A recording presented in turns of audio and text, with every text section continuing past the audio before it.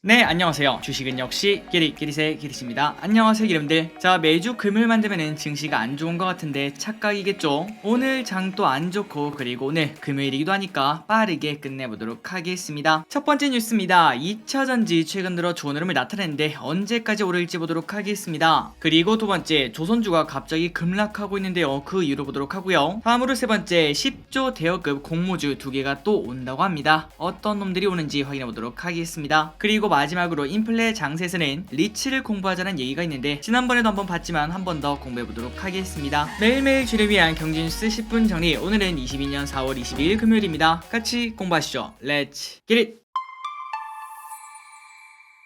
자, 빠르게 끝내려면 슉슉슉 봐야겠죠. 어젯밤 뉴스 보도록 하겠습니다. 파월 페드 의장 5월 0.5% 금리 인상 논의, 뉴욕 증시 결국 하락을 했다는 소식입니다. 제롬 파월 페드 의장이 50bp 금리 인상 가능성을 공식화했습니다. 그러니까 빅스텝 무조건 하겠다 이렇게 말했다는 거겠죠. 제롬 파월은 IMF 총회에서 열린 국제경제에 관한 토론에 참석해 페드의 금리 인상과 관련 내 견해로는 조금 더 빨리 움직이는 게 적절할 것이라며 50bp가 5월 회의에서 검토될 것이라고 말을 했다고 합니다. 그 결과 뉴욕 증시는 하락 마감했다고 볼 수 있고, 그리고 그 와중에 나스닥이 큰 폭으로 하락했다고 볼 수 있겠죠. 그리고 국제유가는 이후에 러시아산 원유 금수 조치 가능성과 리비아의 원유 공급 차질 등으로 상승을 했다는 소식입니다. 그래서 WTI 가격은 전 거래일보다 1.6% 상승해 배럴당 103.79달러의 거래를 마쳤다고 합니다. 마지막입니다. 문재인 대통령과 저기 위쪽에 있는 김정은이 최근 친서를 교환했는데요. 남북 정상은 서로 노력을 이어나간다면 남북 관계가 발전할 수 있을 것이라고 전망을 했다고 합니다. 그리고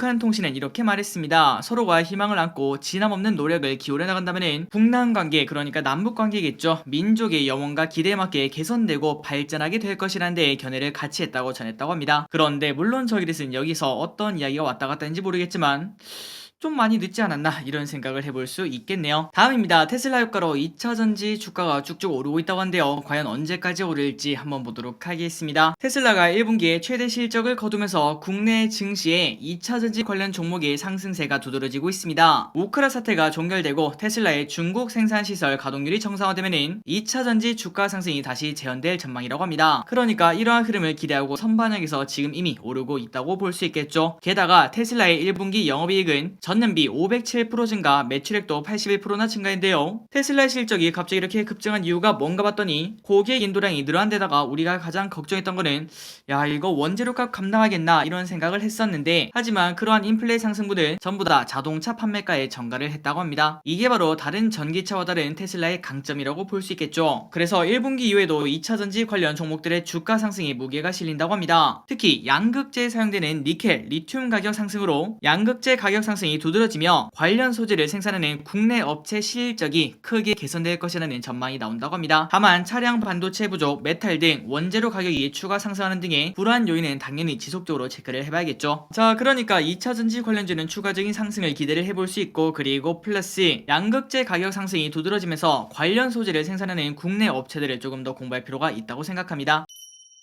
다음입니다. 최근 며칠간 갑자기 기세등등하던 조선주가 살짝 하락을 하고 있는데요. 그 이유를 보도록 하겠습니다. 카타르 암초 걸린 조선주 성과 후려치기로 적자 우려. 전일 국내 조선사가 카타르에서 23조 원 규모의 역대급 수주를 올리고도 적자를 볼 수 있다는 전망에 조선주 주가가 출렁을 했습니다. 그리고 오늘 또 조선주 하락이 조금 심상치 않더라고요. 자, 그렇다면 도대체 23조 원짜리 수주를 올렸는데도 불구하고 주가가 이렇게 안 좋은 이유가 뭔가 봤더니 후판가 급등으로 원가 부담이 커졌지만 카타르에서 성과를 후려쳤다고 합니다. 그러니까 제값을 안 준다는 소리겠죠. 이러한 이유 때문에 수익성에 대한 우려가 커지고 있다고 합니다. 그렇다면 이게 도대체 무슨 소린지 조금 더 정확하게 보자면 조선 원가의 20에서 30%를 차지하는 후판 가격은 대폭 인상이 되었는데, 그런데 카타르 측은 2년 전 조선업 불황 당시 성과를 고집하는 것으로 알려졌다고 합니다. 지금 물가 상승률이 어느 정도인데 완전 도둑놈 심보라고 볼 수 있겠죠. 그래서 이에 최악의 경우 수조 원의 손실을 볼 수 있다고 하는데, 그 이유가 뭔가 봤더니 바로 2년 전 그 가격으로 만들면 원재료 값도 안 나오기 때문에 말 그대로 만들면 만들수록 수백억 원 그리고 수조 원까지 손해를 볼 수밖에 없다고 합니다. 다만 전문가들은 성과 협상이 최악으로 치닫지 않을 것으로 보고 있다고 한데요. 당연히 협의를 통해서 부분적 성과 인상이 가능할 것으로 보이며, 카타르 발주 물량이 워낙 많은 데다가 LNG선은 마진이 높은 선종이기 때문에 적자까지는 보지 않을 것이라고 말을 했다고 합니다. 하지만 이러한 전문가들의 말을 딱 봤을 때도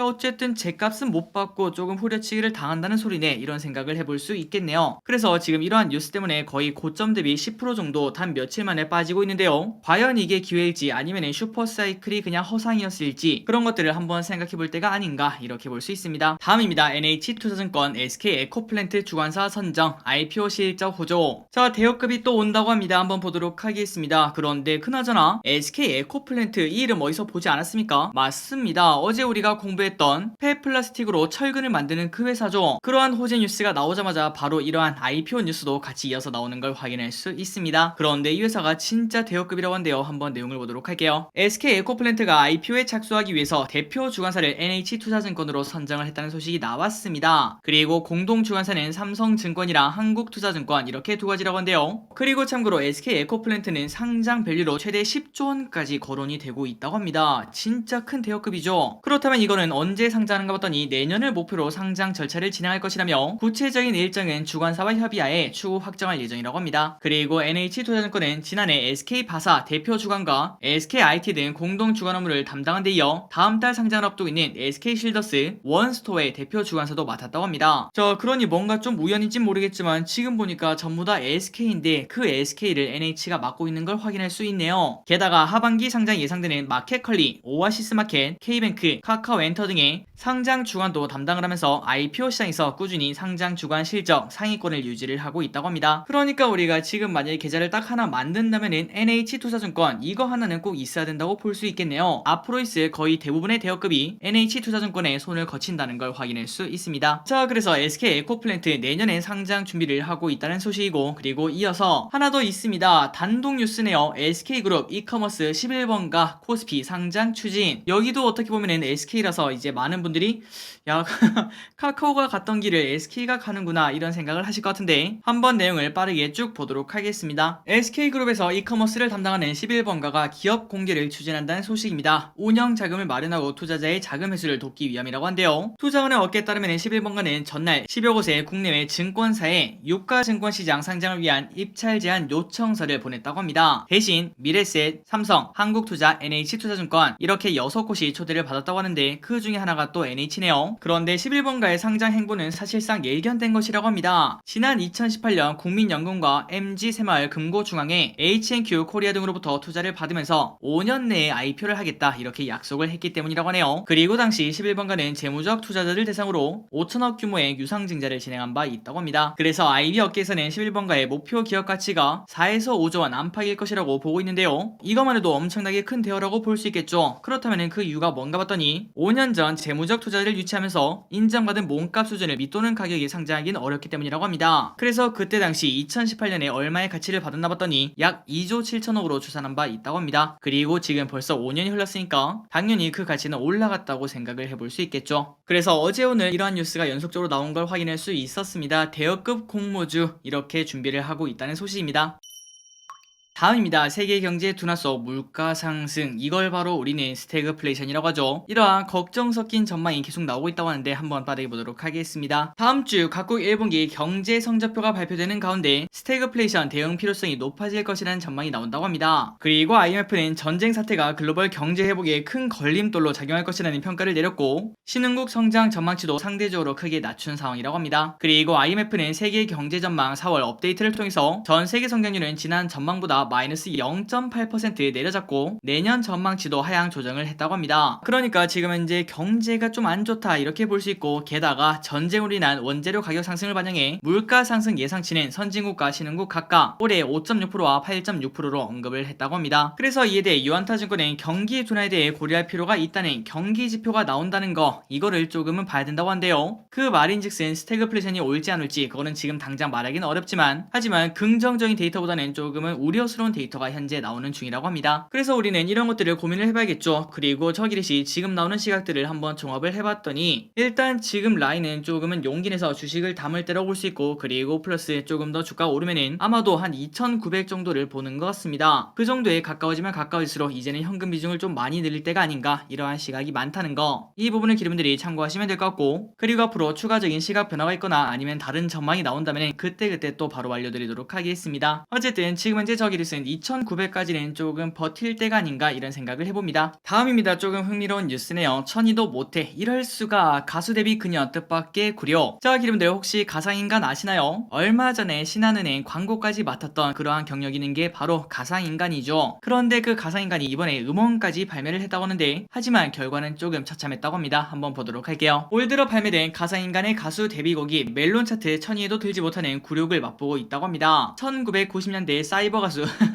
아담보다도 못한 성적이라고 한데요. 아까 보니까 그때 당시에 사이버 가수 아담이 20만 장인가요? 그 정도의 앨범을 판매를 했다고 합니다. 하지만 그때보다도 못한 그러한 성적을 낸다는 소리겠죠. 가상인간 열풍으로 인한 높은 인지도에 비해서 음원 시장에서는 인기를 얻지 못했다는 겁니다. 그러니까 광고, 마케팅 영역을 넘어서 만능 엔터 여기에 도전을 해봤지만 여기에는 도달을 하지 못했다고 합니다. 자, 그렇다면 도대체 그 노래가 뭔가 봤더니 멜론 차트에서 가상인간 한 유아 데뷔곡 I Like This는 천위에 들지 못했다고 합니다. 그런데 뭐 그럴 수도 있지 이런 생각은 당연히 해볼 수 있겠지만, 하지만 이 음원을 만들 때 도와준 그 라인업을 보면은 이렇게 천위 안에 못 들어간 거는 조금은 이례적이라고 볼 수 있을 것 같습니다. 일단 음원 제작은 CJ ENM, 그리고 작사 작곡은 마마무의 힙, 화사의 마리아, 멍청이, 그리고 청하의 스냅핑 등 이런 노래를 작곡한 박우상 프로듀서가 맡았으며, 뮤직비디오는 바이킹스 리그가 연출했고 안무는 유명 댄스팀 원밀리언 댄스 스튜디오의 도이킴이 총괄을 했다고 합니다. 그러니까 라인업이 빵빵하다고 볼 수 있는데 결과물이 홀쭉하다고 생각을 해볼 수 있겠죠. 그리고 이는 가상인간 중 가장 인지도가 높은 로지도 마찬가지라고 합니다. 신한 라이프, 화장품 CF 등의 출연에 유명세를 탄 로지는 지난 2월 싱글 앨범 후에마이를 발매하고 가수를 데뷔했는데, 그러나 화제성이 무색하게 음원은 차트권에 들지 못하고 반짝이에 그쳤다고 합니다. 자, 광고 쪽 그쪽에서는 조금 좋은 흐름을 내고 있는 가상인간이 이번에 음원을 도전했는데 거기서는 폭망을 했다는 소식이었습니다. 다음입니다. 인플레 피난처 리츠, 박스피에 나홀로 싱싱. 국내 증시가 금리 인상과 인플레이션 우려로 좀처럼 박스권을 벗어나지 못하고 있는 가운데 리츠가 투자 대안으로 현재 떠오르고 있다고 합니다. 자, 리츠에 대해서는 아마도 많은 분들이 알고 있을 거라고 생각해요. 리츠는 다수의 투자자로부터 자금을 모아서 부동산, 그리고 부동산 관련 증권 등에 투자하고 그 수익을 다시 투자자들에게 돌려주는 부동산 간접 투자 기구인 주식회사라고 합니다. 그리고 배당가는 이익의 90% 이상을 의무적으로 주주들에게 배당하기 때문에 대표적인 고배당 종목이라고 하네요. 그런데 이 리츠가 인플레가 가면 강할수록 조금 더 투자할 만한 그러한 투자처가 된다고 하는데요. 그 이유가 뭔가 봤더니 상업용 부동산 같은 경우에는 임대료의 비용 전가가 용이한 상황으로 오피스 중심의 임대료 인상이 본격화되고 있고, 그리고 원자재 상승으로 건축비가 40% 이상 오른 등 개발 원가가 높아질수록 기존 자산의 가치도 상승할 것으로 예상이 된다고 합니다. 그리고 대신증권은 이렇게 말했습니다. 지난 3년 동안 다양한 자산을 기초 자산으로 가지고 있는 리츠들이 상장이 되었고 질적으로나 양적으로나 성장이 나타나고 있다며 국내 리츠 시장 규모는 지속적으로 성장할 것이라고 말을 했다고 합니다. 그러니까 이러한 인플레 국면에서는 충분히 리츠가 투자할 만한 투자처라고 생각을 해볼 수 있다는 거겠죠. 한번 기분들 공부해보시면 좋을 것 같습니다.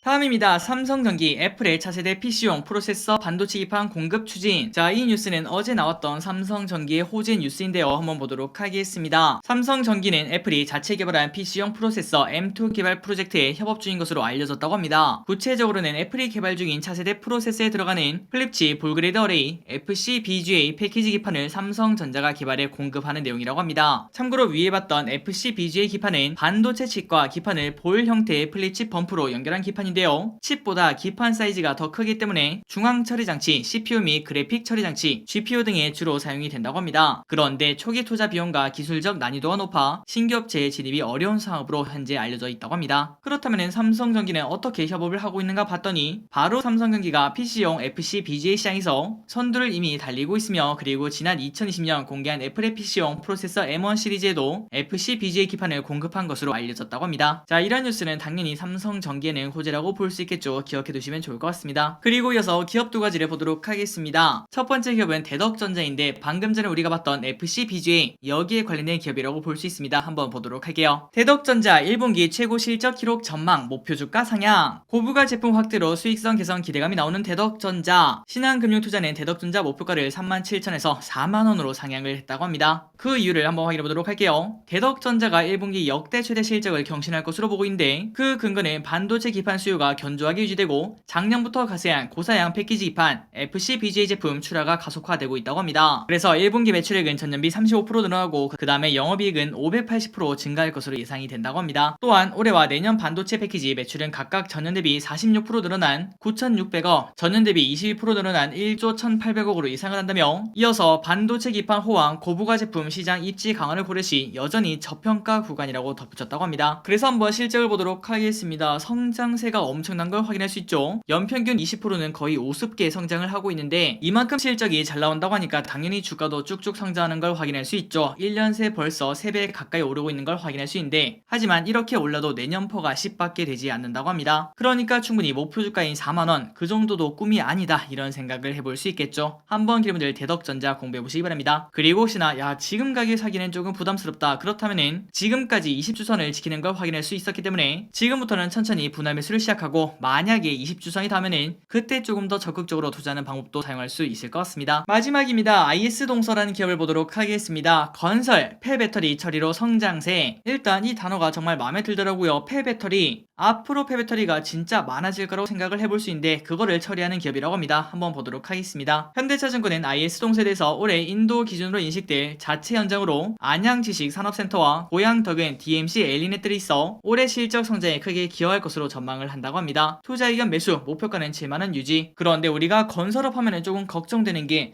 야 이거 원자재 가격 괜찮나 이런 생각을 해볼 수 있겠죠. 하지만 IS동서는 그래도 그나마 잘 버텼다고 합니다. 원자재 가격 상승에 따른 기착공 현장의 마진 하락은 당연히 불가피하지만 그런데 잘 방어해서 연간 약 2%포인트 마진 하락을 전망을 한다고 합니다. 그리고 기존 건설, 콘크리트, 환경 3개 사업 부분에 새로운 사업 부분을 추가를 한다고 하는데 그게 바로 뭔가 봤더니 2차전지 재활용 시장 진출이라고 합니다. 이를 위해서 리시온 지분 5% 이상 확보를 했으며 폐배터리는 총 3단계로 구성이 되는데 수집, 전처리, 후처리인데 인선 모터스 폐차를 통해서 수집을 하고 그 다음에 중간대로 만드는 전처리 스포크 공정을 위한 공장 착공도 계획을 하고 있다고 합니다. 그러니까 IS동서 그냥 단순히 건설 회사가 아니라 이제부터는 폐배터리 처리 회사로도 거듭나겠다는 목적이 있다고 볼 수 있겠죠. 그리고 IS동서의 실적을 봤을 때 작년보다 올해 성장을 하는 걸 확인할 수 있지만 그런데 내년과 내후년에는 성장이 멈추는 걸 확인할 수 있습니다. 이 부분은 건설업의 한계라고 조금 생각을 해볼 수 있겠죠. 그렇기 때문에 앞으로 주가는 조금은 박스권이라고 생각을 해볼 수 있는데 지금 현재 주가가 조금씩 하락하고 있기 때문에 추가적인 조정 시 충분히 담을 수 있다고 생각을 해보며 그리고 플러스 지금 현재 가격 기준 올해 퍼가 8이기 때문에 매수하기도 부담이 크게 없다고 생각을 해볼 수 있습니다. 한번 여러분들 IS동서라는 기업도 공부해보시면 좋을 것 같습니다. 자 오늘 공부는 여기까지 끝났습니다. 항상 이렇게 같이 공부해주셔서 진심으로 감사합니다. 지금까지 기리셨습니다. 빠이요.